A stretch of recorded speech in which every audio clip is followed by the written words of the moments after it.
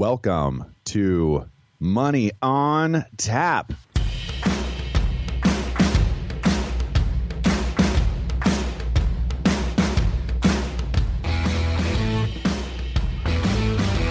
Money on Tap, your personal finance headquarters, where we bring out the professionals' experience and some fun in what we call three-dimensional investing, utilizing insurance, brokerage, and fee-based planning. That's what we do on this show. We look at all sides of the issues, and we bring a fully independent planning perspective to the table. Welcome back. You are listening to Money on Tap. My name's Seth Cressman. And I'm Ben Brayshaw. So, folks, if you didn't know yet, it's 2021. This is actually going to... I'm scared.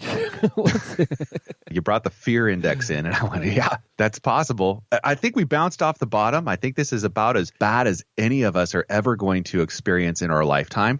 I hope. Oh, Lord willing.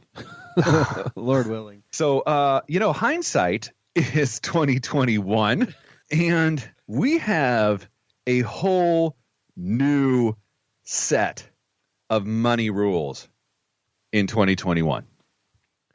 That is it. This is going to be an interesting show.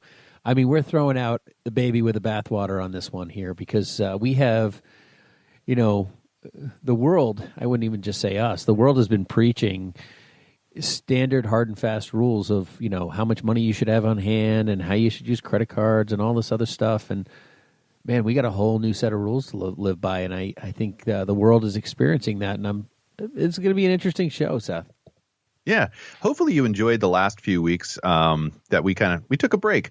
And taking a break meant that there was a whole lot more work actually on the front end as if you've ever taken that vacation. You got to get yourself all prepped up and it's like, holy cow, by the time you get back, was it even worth it? Because it was a ton of work getting those nuts and bolts shows put together for you. Hopefully you enjoyed kind of the best of 2020. It's hard to believe that there was a best of 2020, but there was a ton of shows that we did that were way Seth, out of... This had to be a topper for everybody because 2020 was so horrible. It had to be the best show ever. Yeah. It gave us an opportunity to really introduce,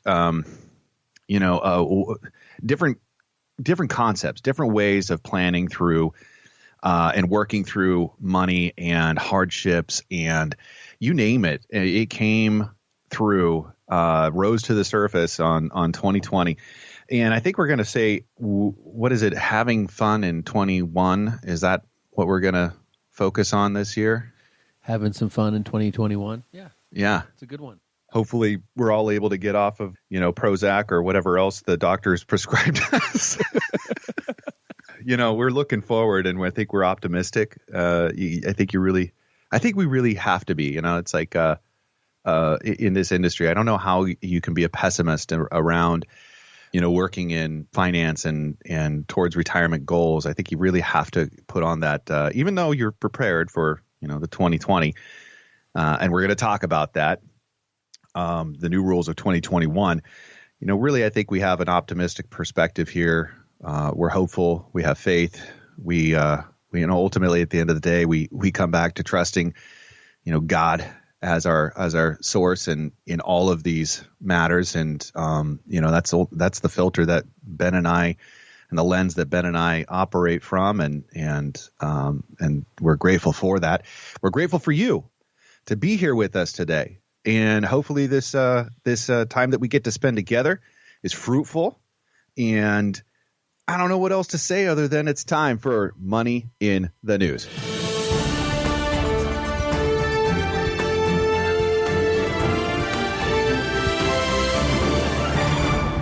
All right. Vanguard Group said it has liquidated its holdings of U.S. sanctioned Chinese companies. And I cannot tell you how grateful I am to hear.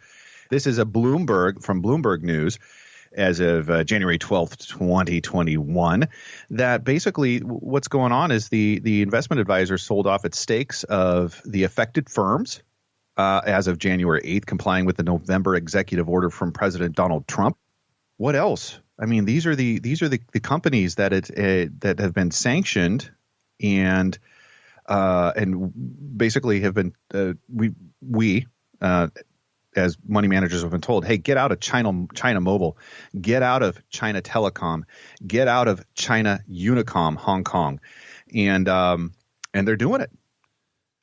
Yeah, no, I mean, this is, I think it's about time that as a country we make a stand for certain things, and I think that no matter what political slant you're on, there's definitely something with the Chinese piece that needs to be addressed, and I'm glad to see, I'm glad to see them, following this executive order, moving forward with these telecom companies and getting out of them.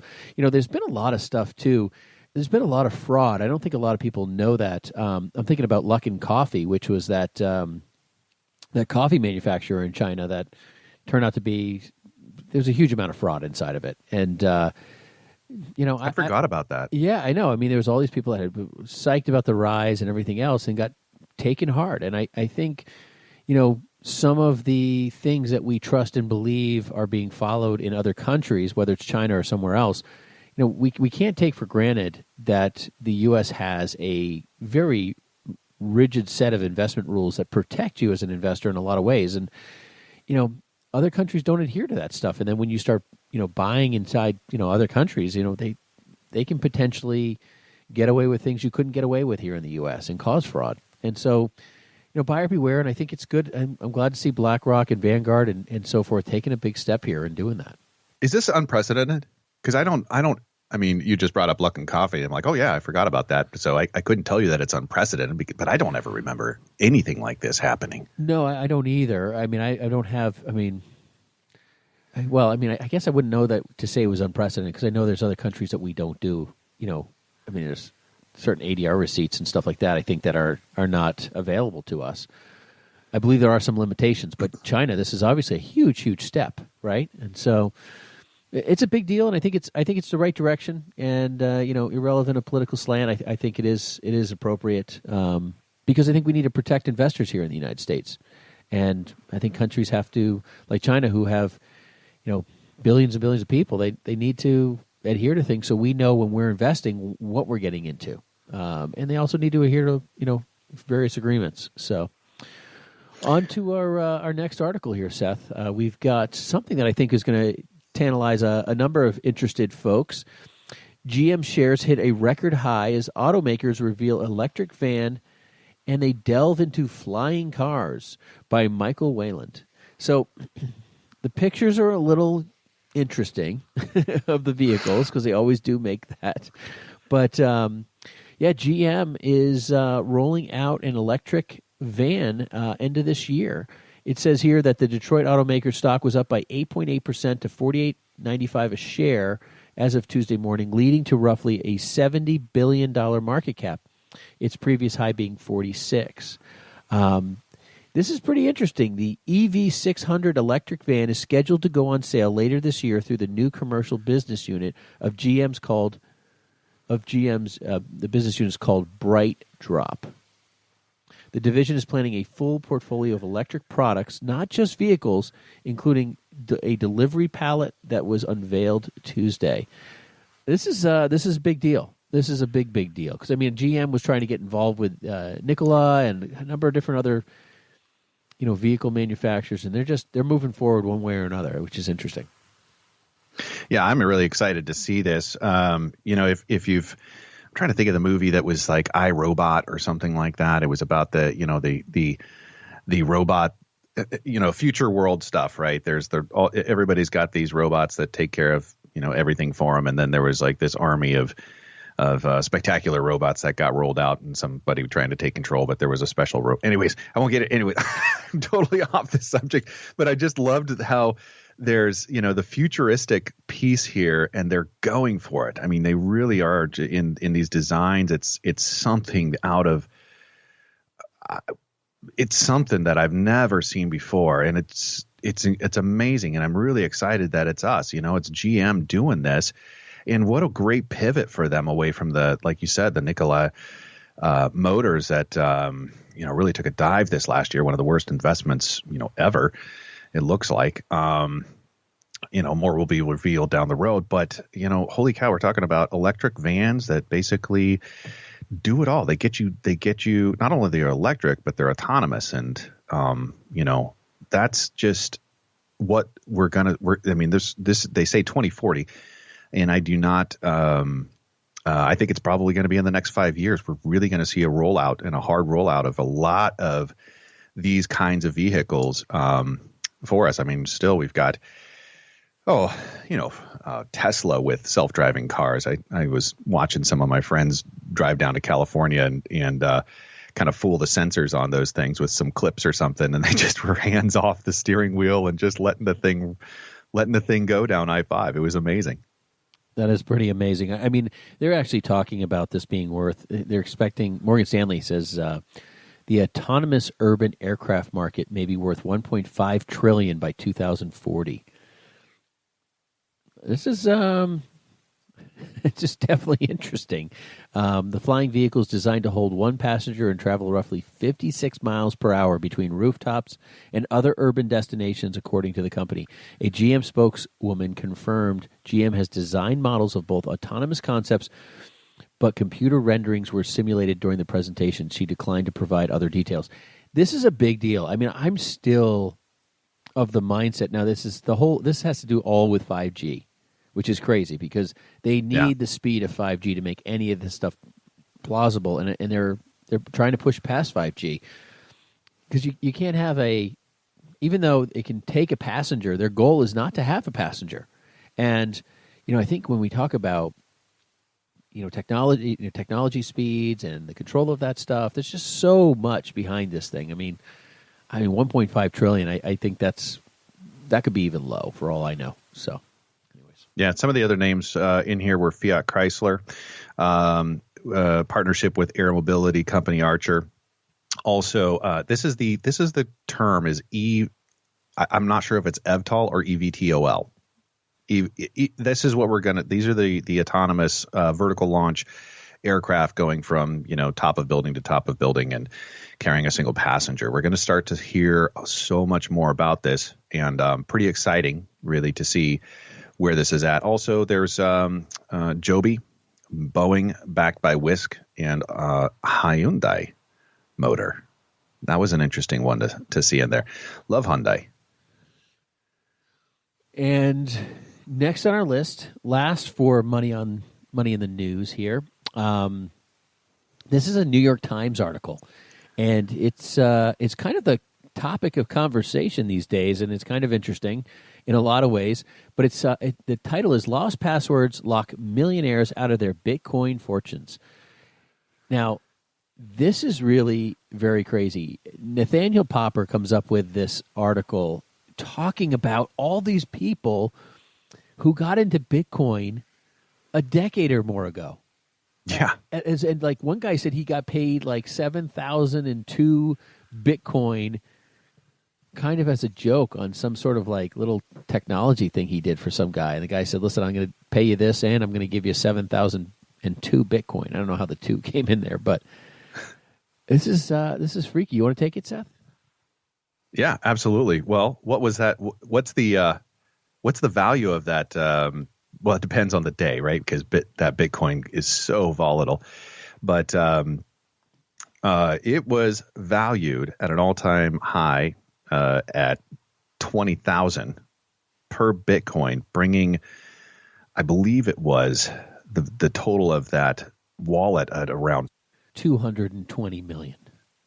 Is that what it was? Yeah, it was 220 million on that original kind of buyout of the 702 Bitcoin. Yeah, it's 7,002, and it's one of those things where this guy lost the password, which is known as this iron key. I mean, I don't know that much about Bitcoin. I mean, it's just such a volatile world. I don't even want to touch it. He lost the password, and he can't access the money at all. Can you imagine 220 million that you're like, it's there. It's shoot. Did I have a dollar sign before or after the T? Did I use a number at the end? Yeah. Yeah, well, he goes on to say, like, he tried all of his normal and usual ones. It was actually written on a piece of paper that just got lost. And and he's tried all his normal passwords, and now apparently there's a limit on passwords before it's just eternally locked up and you can never even access it. And he's like 2 passwords attempts away from that happening. The article says that there's an existing 18.5 million Bitcoin, and around 20% of it, valued at currently around 140 billion, appear to be lost or otherwise stranded wallets. $140 billion. Yeah, and it's not just individuals. These are like corporations, and there's people out there that are dedicated to trying to doing this password recovery on these as well, and that's kind of a secondary industry that's kind of been born out of this. Went on to talk about other people that have lost, and I think this was the 25 million that his roommate reformatted his laptop that had his passwords on it. And that was the 25 million. But he continued to work in this industry. I think he was doing some mining and other things too, but he continued to work in this industry. And now he's, been able to like buy his own private island or something. Anyways, he bought like 100 acres on Barbados or something like that. And done quite well. Both of these gentlemen that were in this article have still done quite well in this at the end of the day, because they continue to just get paid this way, I guess, and operate through these channels. But it's interesting. Their solution is just to kind of like airlock their backup data and put it away and out of sight, out of mind, because they just can't. It was ruining them to think about how much money was over there and that they couldn't access it. Well, the thing is the thing that's been attractive, which is kind of sad, is that the Bitcoin is probably the largest mover of illegal, activity in the world, because original wallets were, basically didn't require.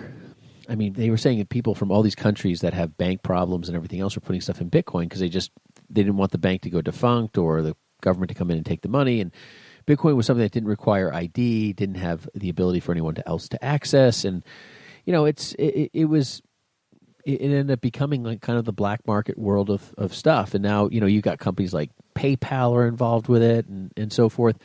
But even they were talking about in Barbados, like you couldn't even open a PayPal account. So it's kind of like one of these things that's just But if you don't use Bitcoin, that was one of the arguments I had heard somewhere. If you don't use Bitcoin for something, then it's just the attraction of Bitcoin that makes it go up, right? So it has to have a value. It has to have a reason or purpose, and it's not an everyday spending item. So I'm still confused long term where this has its play. I'm sure there's going to be something because people got all this money in it. But it's also one of these things where, it's become in these wallets, you can open a wallet, I guess. I don't even know how to do that you can bury and hide money and no one knows who it is. And that's a scary kind of thing. And then these people have these keys and they lose them and boom, their wealth is gone. I loved what one of them had to say, where, kind of one of the lessons learned here was that you're managing your own banking if you are involved, if you're doing this somehow. If you're doing crypto somehow, you are on the hook and you are the one that is responsible for your own banking. And taking that liability on yourself, that's one of the reasons that you use the bank, is because you want them to take that onto themselves. You want them to have the responsibility of securing and maintaining and knowing that you will have access to that. I mean, that's one of the things that we're blessed with here in the States. And unfortunately, I know other countries can roll up the bank and seize assets and do whatever they want. So, that would be the other side of that story too. Absolutely. That's going to do it for us in Money in the News. Thanks for joining us. We'll be right back. We have the Hindsight is 2021, new money rules for you moving forward. Nothing hard and fast, as we say, right, Seth? Right. But you know what is hard and fast here, Ben? You can reach us at 855-226-8551 or info@yourmoneyontap.com. And I forgot to say that in the beginning. It's been a while. I'm out of practice here. Hopefully we can have some fun here as we dive into new money rules. Thanks so much for joining us today. We'll be right back. For a number of our listeners, they have a lot of questions, and you might be one of them. Today, we're just offering what we call Zoominars, webinars over Zoom meeting rooms where we have top experts, Social Security, estate planning, and financial planning experts for you to speak with, do a private consultation that way today. We're also having webinar-based Zoominars where we're going to have multiple groups where you can be part of that and enjoy that as well coming up here in the new year. Give us a call at 855-226-8551 or email us at info@yourmoneyontap.com to schedule your Zoominar. Now back to Money on Tap with Ben and Seth.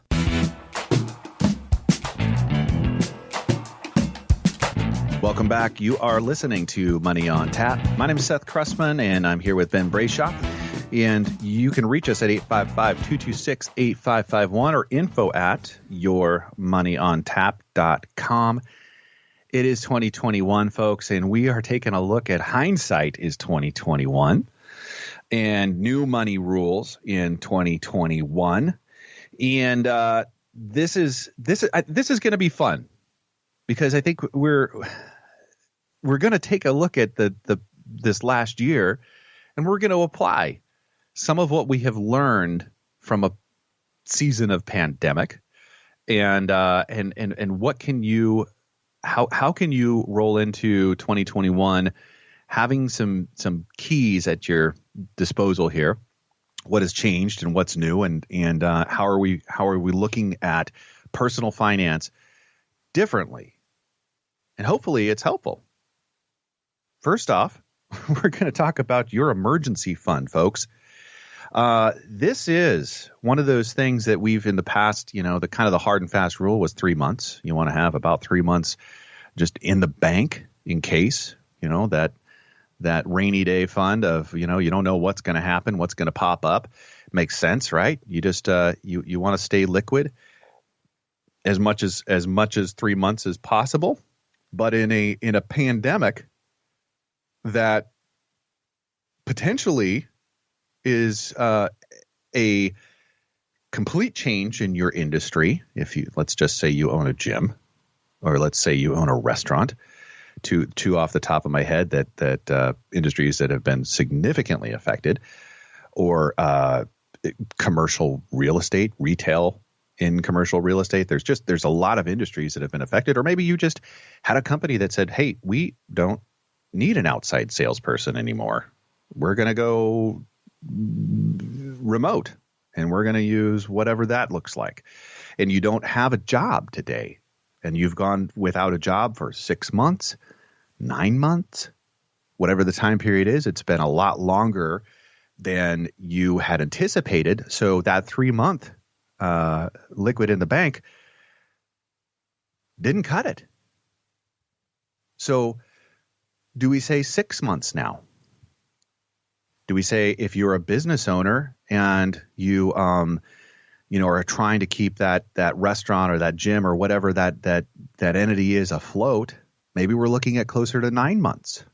Seth, this is a big question, right? I mean, there's a variety of what's going on in this world between who's employed, how you're employed, if you're employed, how long you've been unemployed. I mean, there's so many variables. This is not a normal piece. It's not like, hey, I want to work and I can't find a job. It's I want to work and the government won't let me for some people. And it's, this is out of their control. I mean, there's hardworking Americans who need help. I mean, I'll, in the past drive by and see somebody on the side of the road looking for money. And, sometimes we do something. Most of the time we don't. And, I feel guilty thinking, hey, listen, why aren't they out working? Are they just taking advantage of me? And that's kind of, I don't know where I got that kind of innate feeling, but, now I look at people and they're like, I can't work, government shutdown, it's a real issue. And there's got to be an organizational way to manage helping people like this. I've seen, report after report. And I think, I don't want to get on a tangent here too far, but I've watched, people, pleading with the government to open up and demanding that they open up and that it's their freedoms and all of the things. And I agree with all of those pieces. And I know that people are scared and fearful, but if someone wants to be open and take the risk so they can feed their family and someone wants to go do business and take the risk with them, I think we have to let that happen now. I mean, that's the camp I'm in, and but that gives you perspective of the control our government has, and these potential new virus versions of COVID, though they're not as lethal supposedly, but more catchy. It tells you folks that your emergency fund 3 month story is probably not the right one, even if you're a stay-at-home IT consultant, because you could be an IT consultant for a car manufacturer who's going to lay you off because they don't need your help anymore because people can't travel even in the car. We just don't know. Like, people think they have those kind of like jobs that will always be necessary. And the truth is that's not necessarily the case anymore. So how much time is enough? I think that's a conversation for everyone. Yeah, over here, you work for Intel. You know what? That is at Intel's discretion, and they are making they're making moves. They're making all sorts of changes to stay ahead, because that's what technology has to do. Or Nike, those are the two big employers here, where we just we see time and time again that these are they're not recession proof, they're not pandemic proof, and it's a challenge. I will say this: I get it. It is a challenge to get to a point where you have 6 months in reserve or 9 months in reserves, and we get it. But anyways, that's a really important factor that we've learned this last year and seen so many people challenged through. Number two, hey, which carries us right to the story and the conversation of what we're going to. Seth, go ahead. Okay. Pay with cash whenever possible. Is that right? No, I didn't say that right, did I? Yes, I did. I don't know how else to say this, but you know what? It's always a good idea to avoid accumulating debt. Okay. This goes without saying. It's wise. However, credit cards can offer a ton of benefits, including fraud protection, purchase price protection, and with more people shopping online, credit cards are really the best way to save money and protect purchases. And I know that goes against so much of what we've been taught, but this is the way things are today. Yeah, I mean, it's like people are like cash, cash, cash, and that has been the story of every major financial budgeting guy in the world. But right now, with all that's happening and all the online buying, necessarily buying with cash, might be that you pay, it off quickly on a credit card. That might be the scenario that they would go with. But there's people who have been scammed financially in this over and over and over again. You can't shake the hand, can't see the person, you can't go to the store and look at the stuff. You're buying at Amazon with a third-party retailer, and usually Amazon's pretty good, but you got all these different things. I mean,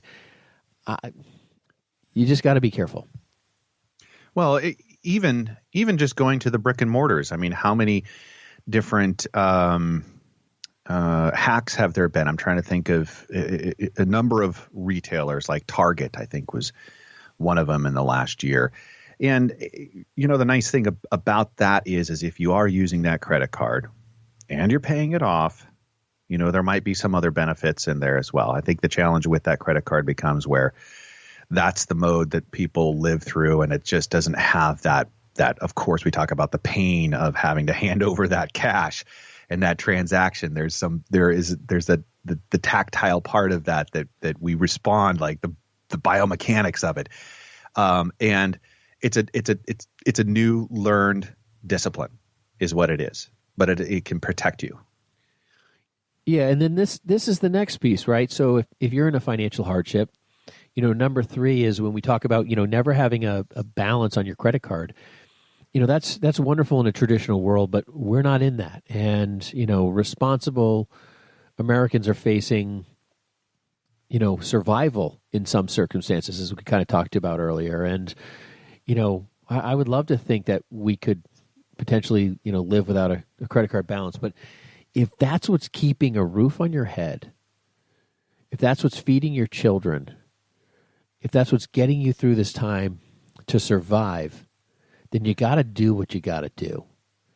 And I think the world knows that, and I think there's a lot to be said for that, and hoping to get past this. So there's people out there that are like, oh gosh, they're fighting this emotional, I've been taught this, I've been doing this, and they're getting down and they're getting depressed. I mean, the depression rates are at all-time highs. The suicide rates are at all-time highs. We've got horrific things happening all over the place. There's kids in my kids' classes that have taken their own life. And it's horrible. It's horrible, but that doesn't even account for the number of adults that have done this. And some of this has to do with just feeling like a failure, like I've broken some sort of thing that I was supposed to do because someone told me I can't do it any other way without being a success. And you know what? There's millions of people who have lived in poverty and been a success because they took care of and provided for their family. And, if that means having a balance on your credit card, throw that rule out the door, and don't feel ashamed or bad about that. I would even take that maybe one step further too, Ben, where that balance on that credit card has gotten, let's just say it's gotten to whatever limit, and it's gotten cut off, and you haven't been able to, let's just say that you have a very, very limited resource of whatever income that looks like because life has changed. And making the decision to A, either pay that credit card, or B, keep the lights on and keep food on the table. Folks, let it go. Your credit can be recovered. You will have, this is not going to be permanent. It is temporary, first of all, as all things are. And letting go of that identity that you have perfect credit, and that's who you are, or that's what's important. It will actually, it hurts. It's not fun, but it's what is important for you to go ahead and keep yourself, your family, and what's important intact. Okay. The credit card companies are going to be fine. You will have a chance to come back at whatever level, whatever time, and pay that debt and be made whole.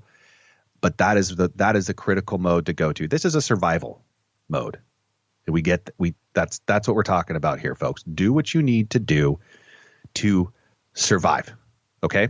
Well said, Seth. Number 4, real estate is always a good investment. Now, this is interesting because there's a lot of moving parts in this, Seth. And we got a number of these things. We've actually got one for each month, guys. So we're gonna boogie through a few of these. But is real estate always a good investment? Well, there's one piece that has to do with life and the quality of life. And there's a lot of people moving out of like New York City and coming to the New England states and buying homes with land and property and a green yard so that they can get out of the house and they're not trapped in these skyscrapers. So that's definitely one piece. But as for investments, I think we'd find it very interesting to know that there's a 100-year cycle between 1890 and 1990 that the inflation-adjusted appreciation on U.S. housing was just about zero. And, real estate's not always a great investment. And so, there's people who make money in real estate, and then there's people who lose money in real estate. There doesn't seem to be anybody in the middle, I think, Seth. But owning your own house, having your own place to stay, that is a wonderful thing to have, but you got to be aware of those scenarios. Yeah, I would reference Kira even on this. Kira's my wife who we've had on the show before. You know what? When we don't look at the house we live in as an investment. Not in the traditional sense of like we're buying low, selling high, that kind of a thing. The investment that we make is in our community and our neighbors and our relationships, in the quality of life that we have here. That's what we're investing in. We're investing in memories. We're investing in time together. And if that's not possible, if that house has you just wrung out financially, that's not okay. That's not a quality of life that you want to have. All right. So, keep things in perspective there.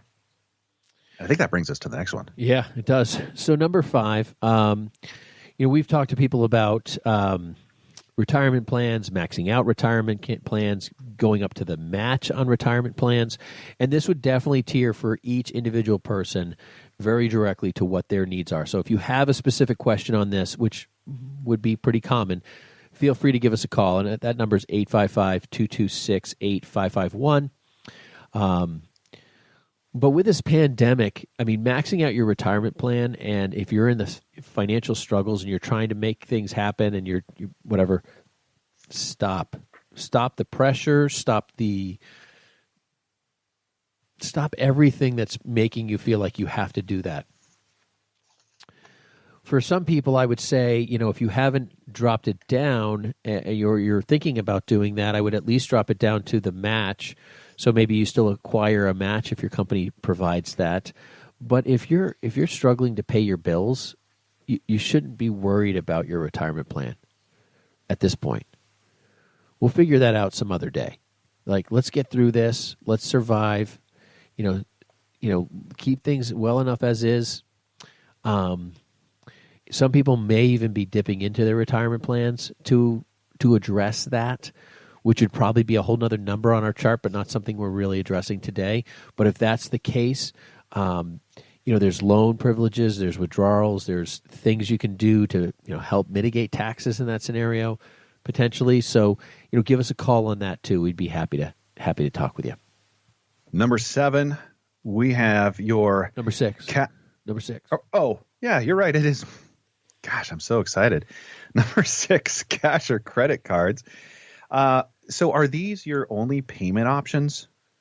A lot of people are making mistake of overextending in many ways and relying on credit cards to pay for everyday things they need.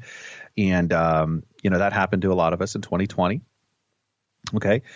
But, when you there are some other programs to consider, okay, other than these cash credit, okay? And that's a buy now, pay later option. Okay. And this has been around for a while, I think. Is it kind of the layaway plan? Is that what we're talking about? Or no, you actually buy it, but it's like you have, zero payment for 12 months or something like that. Yeah.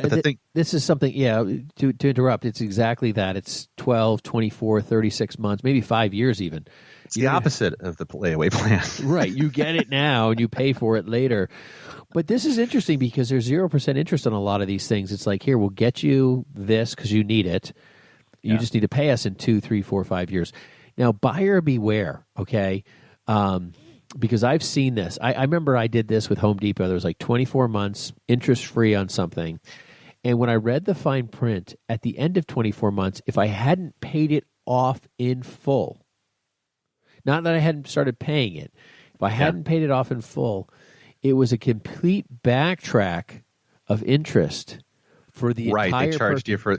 Yes, go ahead. Yes. Yeah, it's like what? They charge you like a 22% interest rate for that that entire 24 months that you did on the entire purchase, even if you paid off half of it. It was crazy. Right. It was... Or what? I mean, they wouldn't have charged you on stuff that you had paid off from the date you had paid it off, but everything prior to that would have been at that. It was really atrocious, and it's just astronomical how horrible that is. So you have to really be aware of that and make sure you don't get caught. Folks, you can reach us at 855-226-8551 or info@yourmoneyontap.com.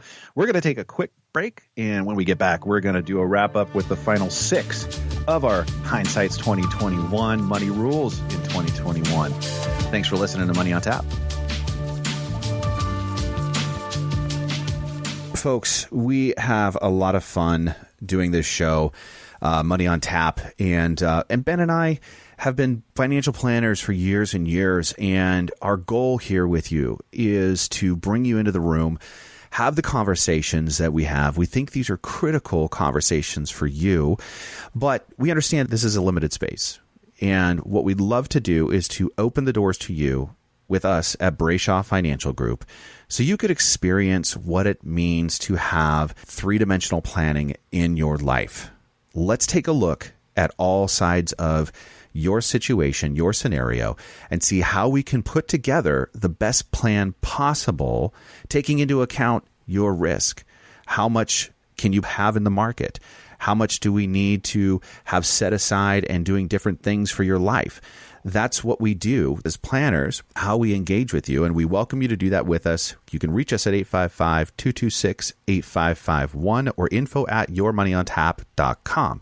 Now, if you have $250,000 that are investable assets today, our planning is free to you. We want you to have the playbook to have a successful experience in retirement. Give us a call, 855-226-8551 or info@yourmoneyontap.com. Ben and I welcome you to Brayshaw Financial for complete wealth management.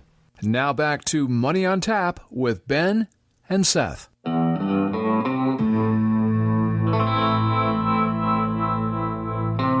Welcome back. You're listening to Money on Tap. You can reach us at 855-226-8551 or info@yourmoneyontap.com. And we are talking about hindsight is 2021, money rules in 2021.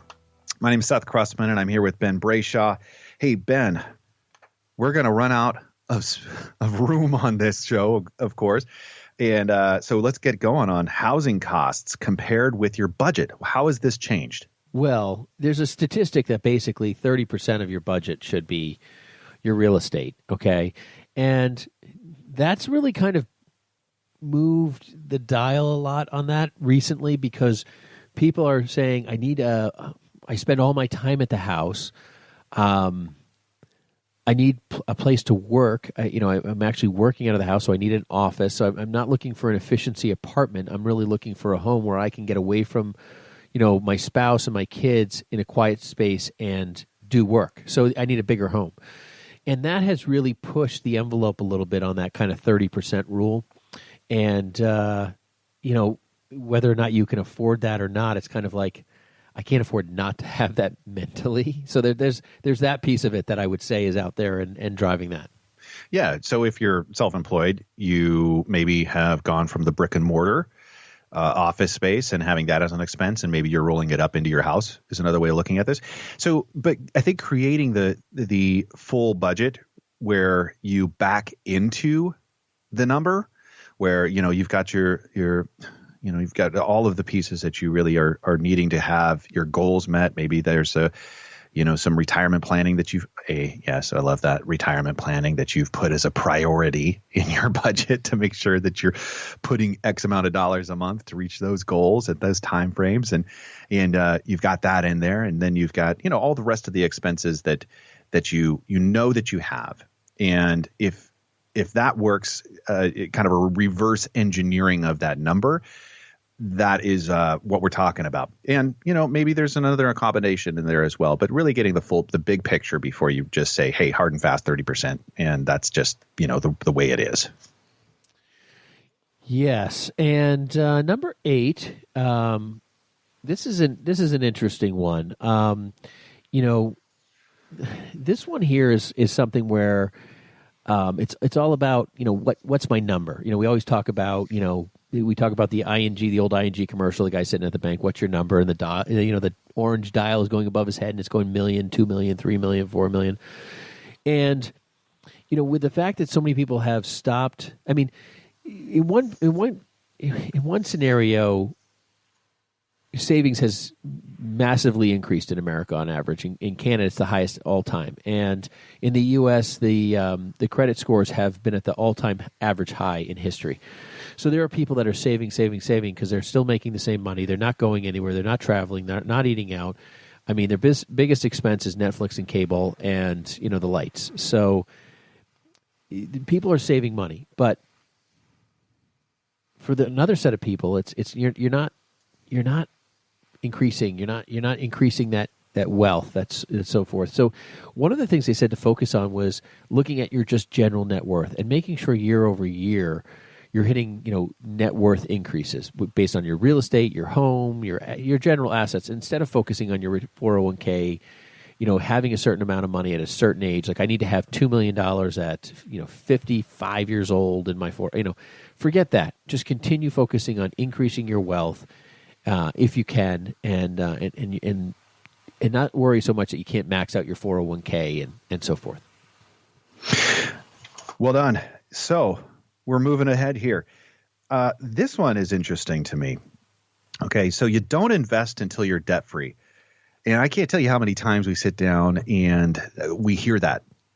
Like, I have to be debt free before I actually start to invest. And with the way things are currently, we've talked a lot about different kinds of debt so far, right? But we haven't really talked about that school debt. And how many people are saddled with, $100,000 of school debt or more?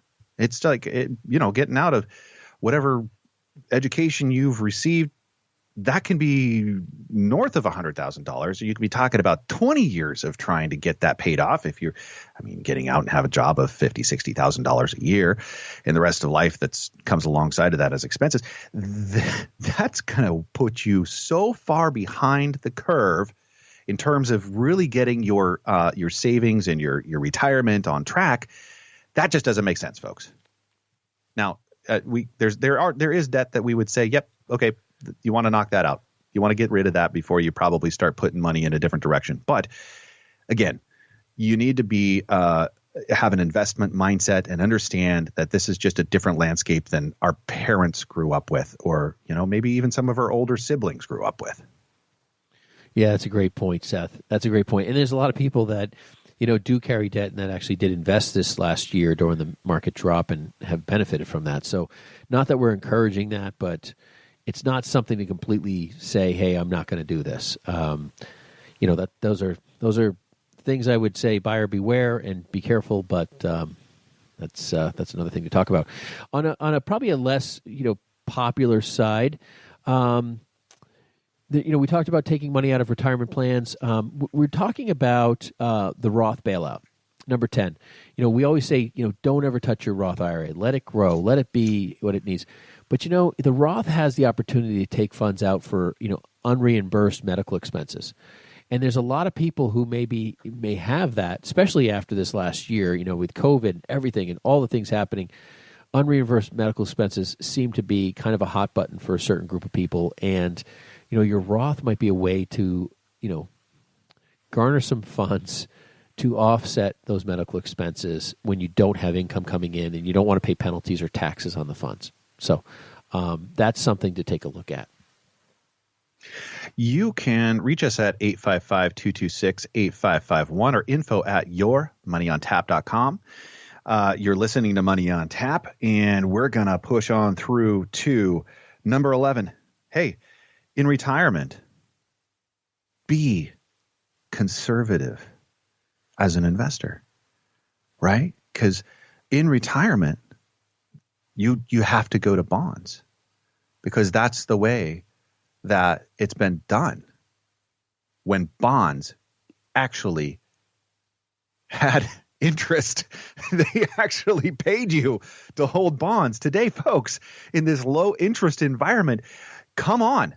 You got to be you got to stay ahead of inflation, number one, right? And we understand that there's this balance of volatility, and taking an income off of a volatile asset as it's dropped down is not necessarily what you want to do.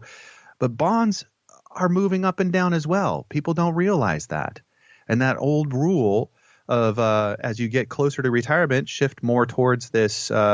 We're talking about equities bonds. So it's been, the 80-20 portfolio is what you should be in your, 30s and 40s and then 70-30 in your 50s and then 60-40 as you get closer to that retirement. And that's what those target date funds have been doing for people.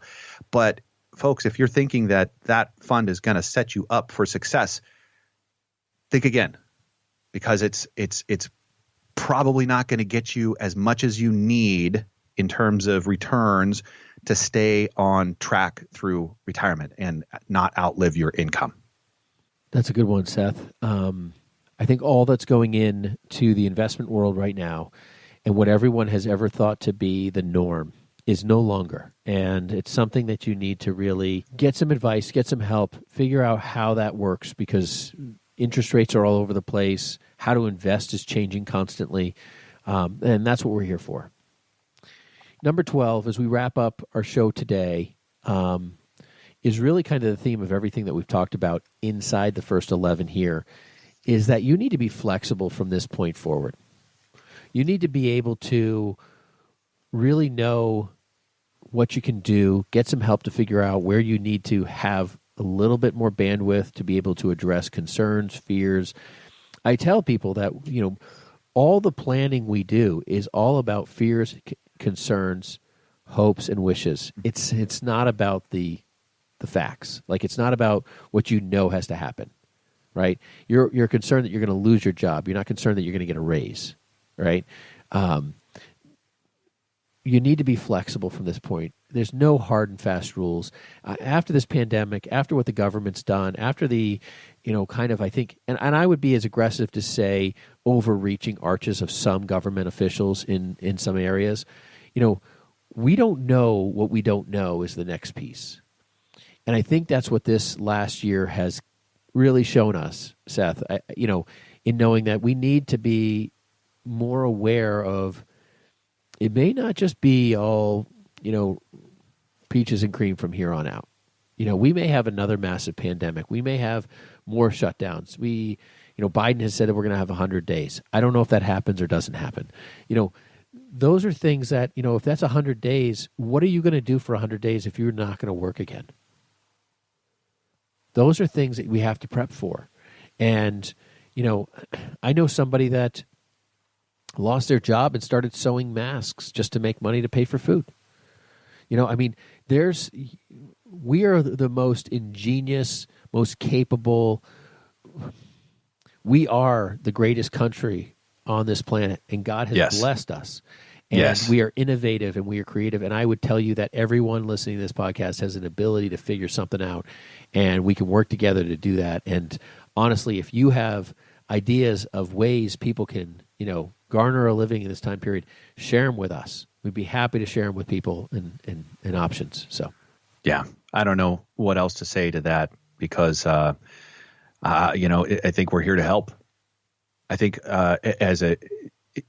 in general, I think we're all here to help. We all want to see each other succeed, whether that's the neighbor to the left or the right that you may not even know. Probably inside of them, they have a desire to see you do well. Reach out for resources, have conversations. Do not let fear keep you in this box, or shame in this box. Share your experience with others, because it can make a difference in a person that you don't know, right? Just exactly what they need to hear today to get them over and get them through. And we've learned so much.